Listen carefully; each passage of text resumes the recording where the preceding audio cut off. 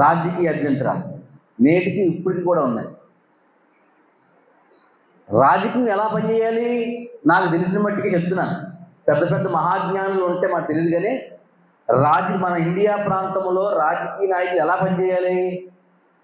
దేశ అభివృద్ధి, దేశ సంక్షేమం, ఈ రెండు కోణాలను నడాలి. వారికి మతాలతో పనేటండి. ఎవరి విశ్వాసాన్ని వాళ్ళు ప్రకటించుకుంటున్నాడు, ఎవరి విశ్వాసాన్ని వాళ్ళు అవలంబించుకుంటున్నారు.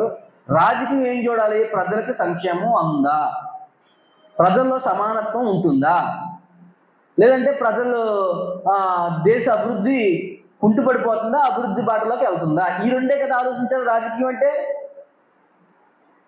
వీడు యేసు ప్రభు నమ్ముకున్నాడు అని ఒకడు అంటున్నాడు, వీడు పలానా దేవుడు నమ్ముకున్నాడు ఒకడు అంటాడు. ఇవన్నీ నథింగ్, ఇవి కాదు రాజకీయాలు. నాకు తెలుసు, తప్పేమన్నా అన్నానా?